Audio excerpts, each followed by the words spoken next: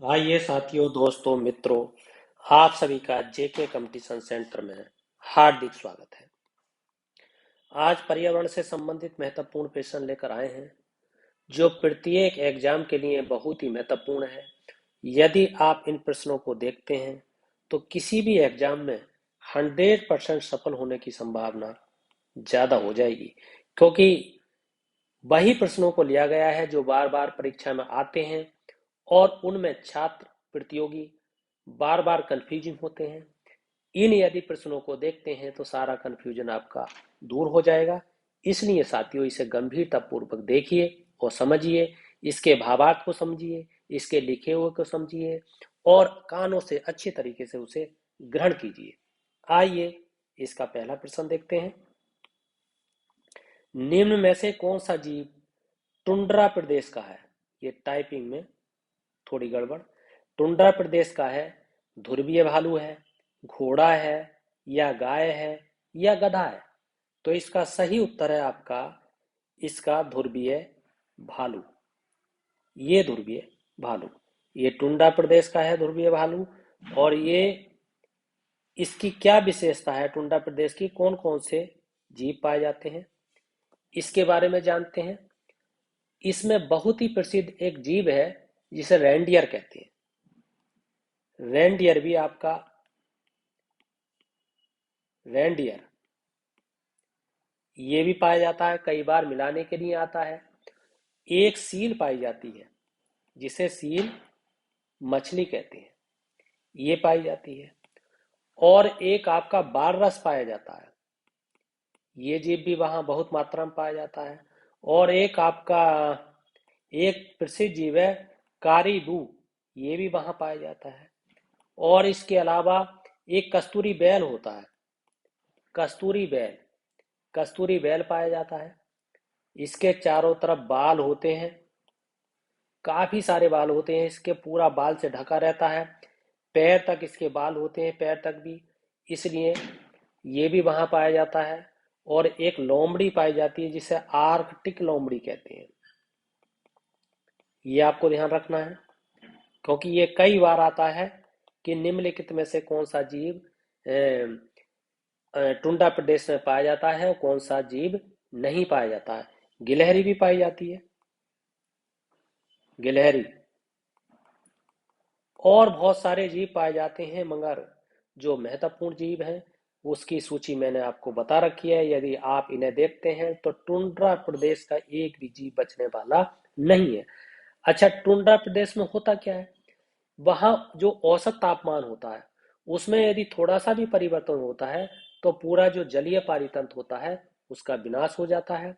इसलिए जलीय जीव ताप के प्रति बहुत कम सहनशील होते हैं वहां पर, यह भी आपको ध्यान रखना है। आइए आगे देखते हैं। अगला प्रश्न है, जलीय पारितंत्र निम्न में से किस से प्रभावित होता है? यानी किस से प्रभावित होता है? प्रकाश से प्रभावित होता है, या मानव से प्रभावित होता है, या मछली से प्रभावित होता है, या दीमक से प्रभावित होता है? इसका सही उत्तर है प्रकाश से प्रभावित होता है। अच्छा, है क्या? प्रकाश से प्रभावित कैसे होता है? जो वहां पर एक बात आप ध्यान में रखने की है कि 200 मीटर के बाद बिल्कुल समाप्त हो जाता है। क्या समाप्त हो जाता है? सूर्य का जो प्रकाश होता है वो जलीय पारितंत्र में इतना महत्वपूर्ण योगदान देता है कि जैसे जैसे जलीय तंत्र की गहराई बढ़ती चली जाती है, यानी गहराई जैसे बढ़ेगी, ये आपको ध्यान देना है, वैसे सूर्य का प्रकाश क्या होगा? सूर्य का प्रकाश कम होता चला जाएगा, ये आपको ध्यान देना है। और फिर क्या होगा? 200 मीटर, 200 मीटर की 200 मीटर के बाद प्रकाश क्या होगा? बिल्कुल समाप्त हो जाएगा, ये आपको ध्यान देना है, बिल्कुल समाप्त हो जाएगा। और क्या होगा? इसलिए जहां जो है प्रकाश होता है उसे प्रकाशीय क्षेत्र कहते हैं, ये भी आपको ध्यान रखना है, प्रकाशीय क्षेत्र कहा जाता है उसे। और जहां प्रकाश नहीं पहुंचता है उसे अप्रकाशीय क्षेत्र कहा जाता है, ये भी आपको ध्यान देना है। अप्रकाशीय जो क्षेत्र होता है वो गहराई वाला क्षेत्र होता है, इस क्षेत्र में रहने वाले जो प्राणी होते हैं वो अपसादों पर निर्भर करते हैं, ये आपको ध्यान देना है, अपसादों पर निर्भर करते हैं। और इस क्षेत्र में केवल क्या होता है, इस क्षेत्र में केवल और केवल श्वसन प्रक्रिया होती है, केवल श्वसन प्रक्रिया होती है, जबकि प्रकाशीय क्षेत्र में सारी प्रक्रियाएं होती हैं। ये आपको ध्यान देना है। इस तरह इससे बहुत सारे प्रश्न बन सकते हैं कि गहराई के बारे में प्रश्न पूछा जा सकता है, और कितने मीटर तक की जो है प्रकाश समाप्त हो जाता है, 200 मीटर तक प्रकाश समाप्त हो जाता है, बिल्कुल समाप्त हो जाता है।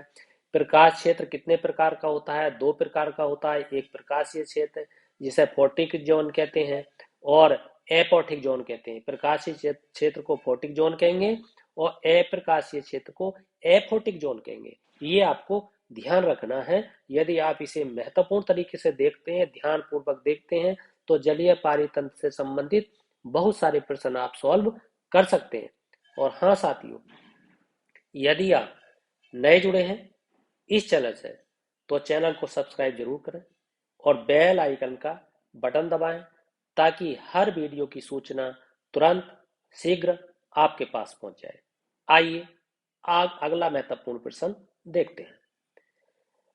अगला प्रश्न है, सागर पृथ्वी का लगभग कितने प्रतिशत भाग घिरे हुए, यानी सागर जो है पृथ्वी का लगभग कितने प्रतिशत भाग घेरे हुए है। ये गिरे लिखा हुआ है, ये घेरे हुए आएगा, ये गलत टाइप हो गया है। तो ये 71% है या 75% है या 80% है या 85% है। तो इसका सही उत्तर होगा आपका 71%। आप कैसे 71%? देखिए, इसकी गहराई जो होती है वो मैं आपको बता दूं, लगभग 4000 मीटर होती है। ये आपको ध्यान देना है, 4000 मीटर होती है। और अच्छा, सागरीय पारितंत्र जो है कितने प्रकार का होता है, पहले ये समझ लीजिए, क्योंकि इससे संबंधित भी बहुत प्रश्न आते हैं। एक मैं आपको बता दूं, खुला पारितंत्र होता है। इस तरीके की बात आप सीख ही लीजिए। खुला पारितंत्र होता है। एक आपका बैरियर द्वीप पारितंत्र होता है, बैरियर द्वीप पारितंत्र होता है। और मैं आपको बता दूं, एक पारितंत्र होता है जिसे तटरेखा पारितंत्र कहते हैं, तटरेखा पारितंत्र होता है, ये भी आपको ध्यान देना है। और एक आपका होता है प्रवाल भित्ति पारितंत्र, प्रवाल भित्ति पारितंत्र, ये भी आपको ध्यान देना है, ये पारितंत्र होता है। अब जैसे खुला पारितंत्र है, इसमें कुछ विशेषताएं होती हैं, ये इसे स्थलीय पारितंत्र से अलग बनाती हैं। समुद्री पारितंत्र में जो आहार श्रृंखला होती है वो सूर्य का प्रकाश, ऑक्सीजन और कार्बन डाइऑक्साइड की वहां बहुत ही अधिक मात्रा में सुलभता होती है, उसमें लवणता ही पाई जाती है, पोषक तत्व भी पाए जाते हैं। ये इस पर जो है विशेष तौर पर आपको ध्यान देना है। तो इस तरीके का अगर प्रश्न आए तो आप इस तरीके से उसे डील करेंगे। आइए आगे देखते हैं। अगला प्रश्न है बहुत ही महत्वपूर्ण प्रश्न कि फाइटोप्लैंक्टन, अंक की बिंदी लगेगी, जल के किस भाग में तैरते हैं, ऊपरी भाग में तैरते हैं या मध्य भाग में तैरते हैं और गहराई का भाग होता है या कोई नहीं। तो ये आपका उत्तर होगा ऊपरी भाग में तैरते हैं, ये आपको ध्यान देना है। अच्छा, इससे पहले ये समझा जाए कि फाइटो जो प्लैंक्टन है वो क्या होते हैं। तो आपको मैं बताऊं कि फाइटोप्लैंक्टन जो होते हैं वो एक प्रकार के सूक्ष्म पादप होते हैं। सूक्ष्म पादप मतलब आपको ध्यान रखना है क्या होते हैं, सूक्ष्म पादप होते हैं। सूक्ष्म पादप जैसे कौन कौन से होते हैं, जैसे शैवाल होता है, ये आपको ध्यान देना है। और जैसे आपके सूक्ष्म जीव होते हैं, सूक्ष्म जीव, ये आपको ध्यान देना है। और ये जो है कहाँ कहाँ पर इनका प्रभाव होता है, जैसे आपका सागर तल होता है, उस सागर तल से 200 मीटर गहरे भाग में, 200 मीटर गहरे भाग में ये आपको ध्यान देना है, गहरे भाग में इसका प्रभाव होता है।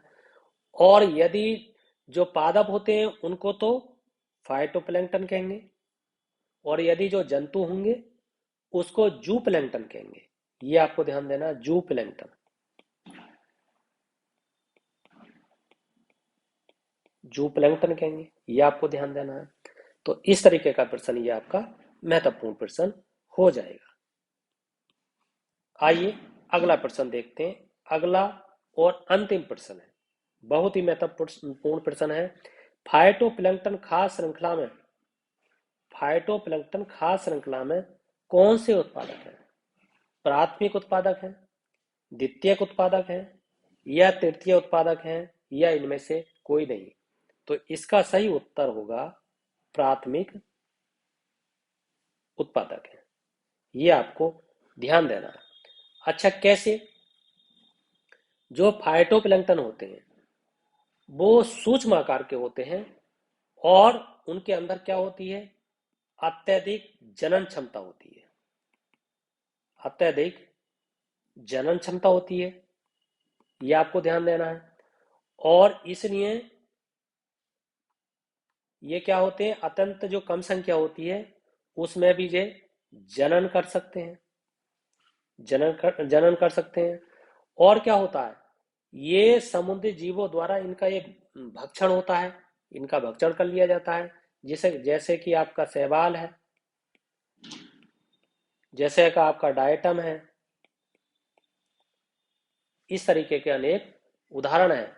और ये ठंडे सागरीय क्षेत्र में होते हैं, ये भी आपको ध्यान देना है, ठंडे जो सागरीय क्षेत्र होते हैं।